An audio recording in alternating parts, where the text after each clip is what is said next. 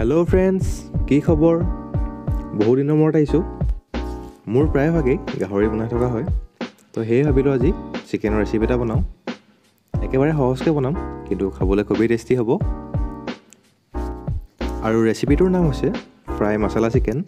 তো দেৰি নকৰোঁ বলক বনাবলৈ আৰম্ভ কৰোঁ ৰেচিপিটোৰ বাবে মই লৈছোঁ 500 গ্ৰাম চিকেন 2টা পিঁয়াজ 2টা বিলাহী আদা নহৰু 2টা কেঁচা জলকীয়া অলপমান কেঁচা ধনিয়া বাটাৰ ধনিয়া পাউডাৰ অলপমান কাশ্মীৰী মিৰ্চৰ পাউডাৰ জিৰা পাউডাৰ আৰু অলপমান গৰম মছলা তো প্ৰথমে আমি মাংসখিনি মেৰিনেট কৰি ল'ব লাগিব তাৰ কাৰণে মই ইয়াতে অলপমান নেমুৰ ৰস দিছোঁ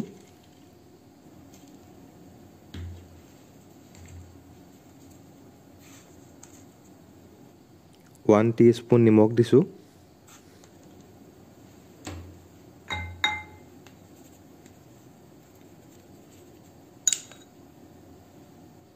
हाफ टीस्पून हल्दी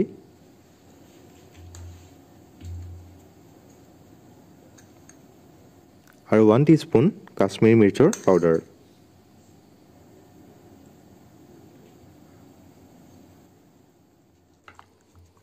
এতিয়া মই গুটেইখিনিকে ধুনিয়া কৰি মিলাই লম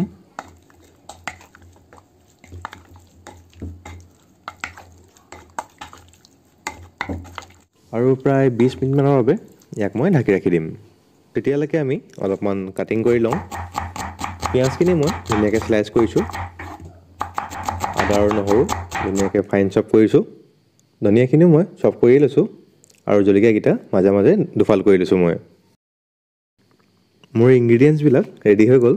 তো এতিয়া বনাবলৈ আৰম্ভ কৰোঁ তো প্ৰথমে মই পেন এখনত 3 চামুচ তেল দিছোঁ তাতে এতিয়া মই পিঁয়াজখিনি ফ্ৰাই কৰি ল'ম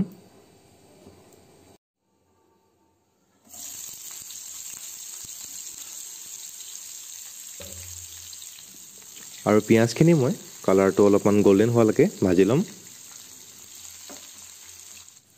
প্ৰায় 2 মিনিটমান ভজাৰ পিছত মোৰ পিঁয়াজখিনি গোল্ডেন কালাৰ হ'বলৈ ধৰিছে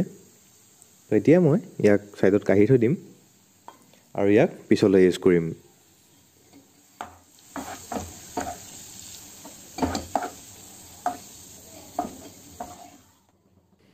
বাকি থকা তেলখিনিতে এতিয়া মই চপ কৰি ৰখা আদা আৰু নহৰুখিনি দি দিছোঁ ইয়াকো অলপমান ব্ৰাউন হোৱালৈকে ভাজি ল'ম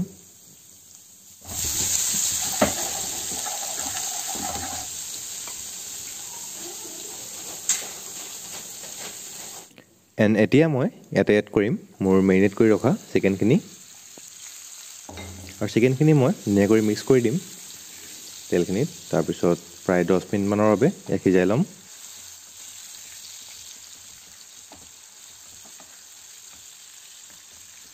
অলপমান ৰঙা হৈ যোৱাৰ পিছত মই ইয়াৰ ঢাকনখন মাৰি থৈ দিম তেতিয়া অলপ ভিজিবলৈ সহজ হয় চিকেনখিনি ধুনীয়াকৈ ফ্ৰাই হৈ গৈছে আৰু এতিয়া মই ইয়াতে কাটি ৰখা বিলাহীটো এড কৰিম আৰু আকৌ ইয়াক অলপ দেৰি কাৰণে ভাজি ল'ম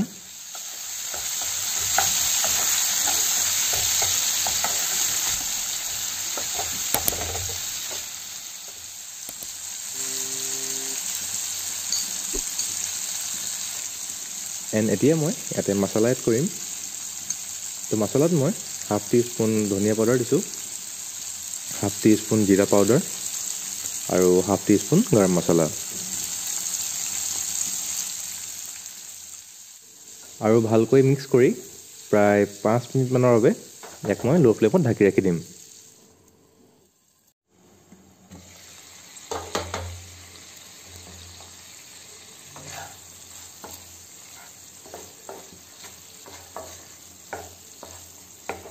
মছলাখিনি ধুনীয়াকৈ মিক্স হৈ গৈছে এতিয়া মই ইয়াতে ভাজি ৰখা পিঁয়াজটো এড কৰিম ধুনীয়াকৈ মিক্স কৰি দিম আৰু আকৌ অলপ সময়ৰ কাৰণে ইয়াক ঢাকি ৰাখি দিম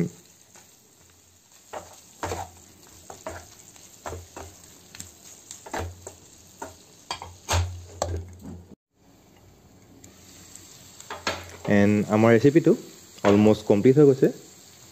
ইয়াৰ অকল ফাইনেল ষ্টেপটো বাকী আছে এতিয়া তো এতিয়া মই ইয়াতে কাটি ৰখা জলকীয়া আৰু ধনিয়া এড কৰিছোঁ আৰু মই ইয়াতে 2 টেবুল স্পুন বাটাৰ দিছোঁ। মই আমুলৰ বাটাৰ ইউজ কৰিছোঁ কাৰণ মই ইয়াৰ টেষ্টটো খুবেই ভাল পাওঁ।